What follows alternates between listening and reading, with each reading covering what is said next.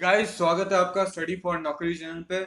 और इस वीडियो में हम आर एस खुरमी के ऑब्जेक्टिव्स के सॉल्यूशन को डिस्कस करेंगे। ये इस वीडियो का नवा लेक्चर है, यानी कि 8 लेक्चर आ चुके हैं। 160 क्वेश्चन मैं ऑलरेडी कवर कर चुका हूँ और बाकी के क्वेश्चन हम इस वीडियो में देखेंगे। इंजीनियरिंग मैकेनिक्स की हम डिस्कस कर रहे थे।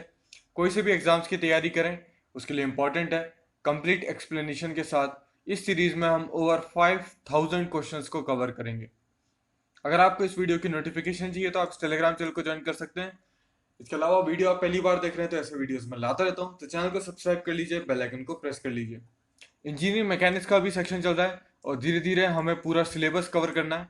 और आपको पता ही है, strength of the material, hydraulic machineries, thermodynamics, boiler और इंजीनियरिंग मटेरियल्स, इन सब पे मैं ऑलरेडी कुछ सीरीज ला चुका हूँ। आप उनको विजिट कर सकते हैं, वो काफ़ी इंपॉर्टेंट है एग्जाम के लिए। और जो मैंने वीडियो बनाया था how to prepare for exams, उसमें मैंने दिखाया था कि किस तरीके से इन सारी सीरीज से कहीं ना कहीं क्वेश्चंस पहले पूछे जा चुके हैं। आज का पहला क्वेश्चन देखते हैं 161। The velocity ratio for differential wheel axle with d1 d capital D as diameter of the effort wheel and small d as the diameter of the larger wheel and small axle are respectively। तो उसका जो velocity ratio का formula हो जाएगा वो आपको ये देखने को मिलेगा, 2 capital D upon D1 minus D2। ये यहाँ पे बड़ा डी ही आ जाता है, कोई दिक्कत नहीं है। तो ये फॉर्मूला है और इसको आप ऐसे ही याद रख लीजिए, क्योंकि ये एक ही जगह पूछा जाता है। अगर आपको इस पे डिटेल एक्सप्लेनेशन चाहिए कि ये मशीनरी है क्या, तो फिर मैं कमेंट कर दीजिएगा, मैं उस पर वीडियो बना दूंगा। पर कि ये इतना ज़्यादा इंपॉर्टेंट नहीं है, फिलहाल आप फॉर्मूले से ही काम चला सकते हैं। The velocity ratio of a single purchase scrap winch can be increased by। तो ये जो सिंगल परचेज क्रैप विंच है, ये एक टाइप की लिफ्टिंग मशीन है। इसमें क्या करते हैं कि हम वही कुछ गियर्स का यूज करते हैं जिनका जो डायमीटर रहता है वो डिफरेंट रहता है। तो हम कम एफर्ट लगा के और बड़े वाले गियर को ज़्यादा घुमाते हैं। इसके रिस्पॉन्स में क्या होता है कि छोटा वाला गियर जो रहता है वो कम घूमता है। सॉरी, जो छोटा वाला गियर है उसको हम कम फोर्स लगा के ज़्यादा घुमाते हैं, जिसके केस में जो बड़ा वाला व्हील है वो कम घूमता है मगर ज़्यादा लोड उठाता है। तो अगर आपको चाहिए तो मैं डिटेल वीडियो इस पे बना दूंगा, मगर ये इतना ज़्यादा इंपॉर्टेंट है नहीं, क्योंकि मैंने नहीं आते हुए देखा क्वेश्चन इस पे। बाकी बुक में है तो मैं कवर कर रहा हूँ, कोई दिक्कत नहीं है। आप बोलेंगे तो मैं अलग से वीडियो बना दूंगा। फिलहाल आप ये याद रख सकते हैं कि अगर उसकी लेंथ इंक्रीज कर देंगे तो वेलोसिटी रेशियो भी इंक्रीज कर जाएगा। तो 62 का आपका ए हो जाएगा। अब differential pulley block has a larger and the smaller diameter of 180 mm respectively। Velocity ratio बताना है तो अपन ने देखा था 2d माइनस डी। ये फॉर्मूला था पहले ही क्वेश्चन का, वही फॉर्मूला आपको लगाना है। 2 into 100 माइनस 100 माइनस 80। तो 100 माइनस 80 हो जाएगा 20। तो 20 से ये 10, यानी कि बी का ऑप्शन आ जाएगा। 64। A single threaded worm and worm wheel, the number of teeth on a worm is 50 and उसके जो डायमीटर है बड़ा वाला वो है आपका 100 mm, और लोड ड्रम का जो डायमीटर है वो 50 mm है। तो वेलोसिटी रेशियो बताना है तो इसका जो फॉर्मूला होता है वो होता है capital D into T divided by small D. ये फॉर्मूला याद रखिए, इसको लगाएंगे तो ये हो जाएगा 100 × 50 डिवाइडेड बाय 50। ये हमारा कितना था, 100 था। ये हमारे 50 टीथ थे और स्मॉल डायमीटर हमारा 50 था। तो इसको आप सॉल्व करेंगे तो आपका 100 आंसर आ जाएगा। बी ऑप्शन आपका करेक्ट ऑप्शन होगा। इन अ worm geared pulley block, if the number of teeth on the worm wheel is doubled then the velocity ratio also doubled। तो देखिए यहाँ पे हमने देखा है कि अगर टीथ से डायरेक्टली प्रोपोर्शनल टीथ डबल करेंगे तो वो डबल हो जाएगा। तो 65 का A. Velocity ratio of a single simple screw jack with P as pitch and length of arm is L। तो वेलोसिटी रेशियो का जो फॉर्मूला होता है वो होता है 2πL/P। तो ये ऑप्शन आपका करेक्ट होगा। All steel truss of a bridge have one of their and roller में एंड रोलर सपोर्ट होता है और एक हिंज सपोर्ट होता है। The main advantage of such a support is the truss remain stable. अब देखिए, कुछ जब ट्रस बनाते हैं ना तो उसमें एक को हम कर देते हैं हिंज, और एक को हम लगा देते हैं रोलर सपोर्ट। अब इस तरीके से क्यों करते हैं कि अगर इस पे कोई फोर्स आएगा और अगर यहाँ पे भी हमने हिंज रखा है तो दोनों साइड से वर्टिकल रिएक्शन आएंगी। पर अगर इस टाइप से हमने रख दिया तो ये जो रोलर है यहाँ पे कोई रिएक्शन नहीं देगा, ये स्लाइटली यहाँ पे शिफ्ट हो जाएगा या हमें कोई रिएक्शन नहीं देगा, तो उसकी वजह से जो स्ट्रेसेस आएंगी वो कंपेरेटिवली कम आती हैं। स्ट्रेस कंपेरेटिवली कम आएंगी तो ये स्टेबल रहेगा। तो ए ऑप्शन आपका करेक्ट ऑप्शन होगा। The frame structure is perfect. देखिए फ्रेम स्ट्रक्चर की अगर मैं बात करूं तो ये आपको दो टाइप्स के देखने को मिलेंगे। एक होगा आपका परफेक्ट और एक होगा आपका इम्परफेक्ट।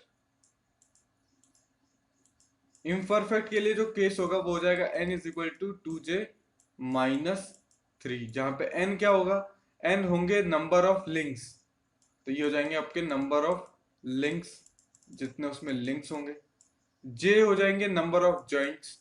इम्परफेक्ट के केस में ये बराबर नहीं होगा, या तो बड़ा होगा या तो छोटा होगा 2j-3 से। अब इम्परफेक्ट में दो केसेस इस तरीके से बन जाएंगे। एक होगा आपका डेफिशिएंट। डेफिशिएंट में क्या होगा, जैसे कि नाम बता रहा है n जो होगा वो कम होगा 2j-3 से, थोड़ी डेफिशिएंसी होगी। और दूसरा होगा रिडंडेंट। इसमें जो n होगा वो ज्यादा होगा। रिडंडेंट है मतलब एक्स्ट्रा है, कोई काम का नहीं है, निकाल भी दोगे तो चलेगा। 2j-3 फ्रेम जो रहेगा वो स्ट्रक्चर ही रहेगा। तो ये इतनी थ्योरी, अगर आपको इतने फॉर्मूले आपको पता है तो कोई दिक्कत नहीं है, इन्हीं से क्वेश्चन आएंगे। तो अगर परफेक्ट है तो वो इक्वल टू हो जाएगा 2j-3 का। तो नंबर ऑफ मेंबर्स यानी नंबर ऑफ लिंक्स, जिसको मैं n से डिनोट कर रहा हूँ, वो इक्वल होगा 2j-3 का। तो आपका 68 का ए ऑप्शन हो जाएगा। फ्रेम स्ट्रक्चर जो इम्परफेक्ट होगा, अब देखिए जो इम्परफेक्ट है उसमें मैंने दोनों केसेस बताए, डेफिशिएंट भी होता है, रिडंडेंट भी होता है। तो आपको लेस देन वाला केस भी देखने को मिलेगा, ग्रेटर देन वाला, मतलब either of B and C. D option आपका करेक्ट होगा। रिडंडेंट फ्रेम को हम इम्परफेक्ट फ्रेम भी कहेंगे, तो बी ऑप्शन हो जाएगा। अब इसमें देखिए, इसमें जो नंबर ऑफ मेंबर्स हैं वो 3 है, 1 2 3, तो n की वैल्यू 3 हो गई। और जॉइंट्स की बात करूं तो 1 2 3 जॉइंट्स हैं, तो 3 हो गया। फॉर्मूला लगाऊंगा मैं n is equal to 2j-3, 2 into 3 -3, तो मेरा 3 आ जाएगा। और n की वैल्यू भी क्या है, 3 है, यानी कि एक परफेक्ट फ्रेम है। Frame structure the force on the BC. अब देखिए बीसी में है तो थोड़ा सा आप अपना इमेजिनेशन भी यूज करिए। इमेजिन करिए इस ट्रस को, तो आपको ऐसा लगेगा कि जब मैं इसको यहां से नीचे खींचूंगा तो ये जो बीसी वाली जो लाइन है ना, ये चाहेगी कि मैं ऊपर चला जाऊं, और जब ये ऊपर जाएगा तो इस पे कंप्रेसिव लोड आएगा। अगर आपको इतना इमेजिन अभी नहीं भी हो पा रहा है तो भी कोई दिक्कत नहीं है, आपको कोई टेंशन लेने वाली बात नहीं है। आप कोई भी डायरेक्शन रख दीजिए, जो डायरेक्शन होगी एक्चुअल में वो आपको आ जाएगी। जैसे इस केस में मैं मान रहा हूं कि इस वाली जो लिंक है इसमें आएगा टेंसाइल फोर्स, इसमें आएगा कंप्रेसिव फोर्स।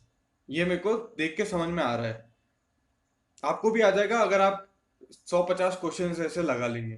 तो इस केस में देखिए, इसका मैं लामीज थ्योरम से करूं तो नीचे की तरफ W है, टेंसाइल फोर्स लग रहा है तो ऊपर की तरफ टेंसाइल लग रहा है, मतलब ये अपने आप को इसको खींच रहे हैं, तो स्ट्रेसेस जो डेवलप होंगी वो चाहेंगी कि मैं कॉन्ट्रैक्ट हो जाऊं, तो BC ऊपर की तरफ होगा। इसमें लग रहा है कंप्रेसिव फोर्स, इसको हम दबाने की कोशिश कर रहे हैं, पर स्ट्रेस चाहेगा कि ये जो ट्रस है वो चाहेगा कि मैं फैल जाऊं। तो इस तरीके से आप समझ सकते हैं। अब ये जो एंगल है ये हमारा है 60 डिग्री, ठीक है, ये 90 डिग्री हो जाएगा, और ये कितना हो जाएगा 180 - 60। अब हमें क्या लगाना है, BC लगाना है, तो BC divided by sine, BC को छोड़ के इन दोनों के बीच का जो एंगल है तो वो कितना है साइन 90। BC अदर टू के बीच का एंगल है ना, और हमें पता है क्या है, W पता है, W के रिस्पेक्ट में लगाना है, तो W को छोड़ के इन दोनों का देखें तो 180 साइन 180 - 60। साइन 180 माइनस 60 हो जाएगा साइन 60, और साइन 90 कितना होता है 1, और 180 माइनस 60 तो साइन 60, साइन 60 होता है √3/2, तो हो जाएगा 2w/√3। तो आपका, और मैंने बोला कि ये टेंशन में है, और आप देख सकते हैं कि जो मैंने लिया था टेंशन में मैंने लिया था, और यहाँ पे पॉजिटिव साइन के साथ आ रहा है, मतलब वो भी टेंशन में ही है। तो आपका 172 का क्या हो जाएगा, डी हो जाएगा। अब अगर इसी तरीके से देखिए नेक्स्ट क्वेश्चन में क्या है, the force on the AC is numerically equal to the force along BC। जितना फोर्स AC में है उतना ही BC में भी है, ये बोल रहा है। आप यहां पे लामीज थ्योरम लगाएंगे हम। अब देखिए ये पॉइंट है मेरा C, यहां से टेंसाइल फोर्स लग रहा था, टेंसाइल फोर्स लग रहा था तो मतलब कि इस डायरेक्शन में। अब DC हमें पता नहीं, पर मुझे लग रहा है कि ये टेंसाइल होगा। जब ये इसको नीचे इधर खींचेंगे तो ये भी खींचेगा इधर साइड, तो इसमें आएगा टेंसाइल फोर्स। तो ये मैं DC को इस तरीके से मान लेता हूँ, और इसमें जब ये नीचे आएगा तो इसमें भी मेरे को लग रहा है टेंसाइल आएगा। इस तरीके से मैं AC ले लेता हूँ इस डायरेक्शन में। ओके, अब ये जो बीच का एंगल है ये 60 डिग्री है, ये यहाँ पे इस तरीके से 60 था, तो ये भी 60 डिग्री होगा, और बाकी का जो होगा वो 3 वो आपका हो जाएगा ये 90 प्लस 60, और ये कितना हो जाएगा फिर, ये भी 60 हो जाएगा। फिलहाल हमें देखना है कि AC डिवाइडेड बाय साइन। अब AC को छोड़ के बाकी दोनों के बीच में कितना है, तो हो जाएगा 180 प्लस 60, और BC की बात करूं तो इन दोनों के बीच का एंगल तो हो जाएगा साइन 60। तो 180 प्लस 60 कितना होगा, माइनस साइन 60, और ये भी साइन 60। तो न्यूमेरिकली दोनों बराबर है, पर देखिए मैंने अगर पहला अपना एजम्पशन गलत लिया था, इसकी वजह से नेगेटिव साइन आ जाएगा। तो आप कुछ भी लीजिए, कुछ भी लीजिए, आप बस मैथमेटिक्स सही लगाइए तो मैथमेटिक्स अपने आप जवाब दे देगी। तो आपका 173 का ए हो जाएगा। 174, a frame structure as shown in figure 1.47, the force in the member AB is the force in the अब बताइए फोर्स जो AB में है वो कितने टाइम होगा फोर्स AC में। तो अगर मैं AB की बात करूं, मतलब ये वाला, तो और AC जो है वो न्यूमेरिकली इक्वल है BC के, है ना। AC पिछले क्वेश्चन में देखा कि AC और BC का न्यूमेरिकली इक्वल है। अब यहाँ पे BC इस तरीके से बीच में एंगल 60 है ना, ये C है, ये B है, यहाँ पे A है। तो BC का cos 60 लेंगे, तो BC cos 60 न्यूमेरिकली इक्वल होगा AC के, है ना। और cos 60 कितना होता है 1/2, यानी कि the force in the member A B sorry, यहाँ पे क्या हो जाएगा AC की जगह AB आ जाएगा, गलती हो गई। Force in the member AB is half the member of BC, और BC किसके बराबर है AC के, तो AC का भी हाफ होगा, तो आपका A ऑप्शन आ जाएगा। In a frame structure 1.47, the force in the member CD is tensile in nature. CD जो है वो टेंसाइल इन नेचर है, तो C पॉइंट ड्रॉ कर लेता हूं मैं। टेंसाइल है मतलब कि इधर की तरफ डायरेक्शन होना चाहिए, तो ये CD फोर्स है, और ये मुझे पता है कि इसका मैं क्या करूंगा, कुछ भी ले लो, क्या फर्क है, मैथमेटिक्स सही जवाब दे देगी। इसमें मुझे पता है कि ये टेंसाइल है, तो इस तरीके से बनेगा, ये हो जाएगा BC। ठीक है, तो CD, और CD के नीचे साइन आएगा, साइन कितने का आएगा, इन दोनों के बीच का एंगल अदर टू, तो ये 60 डिग्री है, इज इक्वल टू BC मुझे पता है टेंसाइल है, और BC छोड़ के इन दोनों के बीच का एंगल तो वो भी sin 60। तो BC जो है वो फोर्स इन CD के बराबर है और दोनों ही टेंसाइल नेचर के। तो आपका ए ऑप्शन होगा। A frame structure as shown in figure 1.48, the forces in the member AB and BC are। तो फिर से हम वही करेंगे। देखिए W क्या है, नीचे की तरफ डायरेक्शन है, बहुत बढ़िया। अब इसको अगर आप देखेंगे तो आपको लगेगा कि जब ये नीचे जाएगा तो ये वाली जो लेंथ है ये खींचेगी, तो इसमें टेंसाइल फोर्स आएगा। तो टेंसाइल दिखा देता हूँ, ए बी। ये मेरा एजम्पशन है, मैं मान रहा हूँ। ऐसा नहीं होगा तो नेगेटिव साइन के साथ आ जाएगा, कोई दिक्कत नहीं है। जब ये नीचे जाएगा तो इस पे कंप्रेसिव लोड लगेगा, तो कंप्रेसिव लोड लगेगा तो मैं बाहर की तरफ दिखा दूंगा, यानी कि ये हो जाएगा मेरा सी बी या बी सी। बी सी लिख देता हूँ। अब इसको सॉल्व करने के दो तरीके हैं। अब देखिए ये 30 डिग्री का एंगल था, तो वर्टिकली अपोजिट ये भी 30 डिग्री का हो जाएगा। आप ऐसे कर सकते हो कि BC साइन बी, अब देखिए BC को दो का पार्ट में रिजॉल्व कर देंगे। इस साइड हो जाएगा BC cos 30 और ऊपर की तरफ हो जाएगा BC sin 30। और BC sin 30 जो होगा वो W के बराबर होगा। तो BC sin 30 W के बराबर होगा। और sin 30 कितना होता है, 1/2, उधर जाएगा तो 2W आ जाएगा। तो BC आ जाएगा 2W।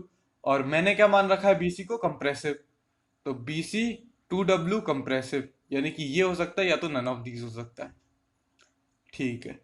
और दूसरा क्या बचा, AB। AB को मैंने मान रखा है टेंसाइल, और AB is equal to BC cos 30। और BC कितना है, 2W cos 30 कितना होता है, √3/2। 2 से 2 गया तो √3W, और मैंने इसको टेंसाइल ही माना था, तो मेरा ए ऑप्शन करेक्ट हो जाएगा। तो देखिए लामीज थ्योरम भी मैंने बता दिया आपको, और जिस तरीके से जो फोर्सेस है उनको रिजॉल्व करके भी आप सॉल्व कर सकते हैं। दोनों मेथड मैंने आपको कवर कर दी। फिर कुछ सिंपल सिंपल क्वेश्चंस बचे।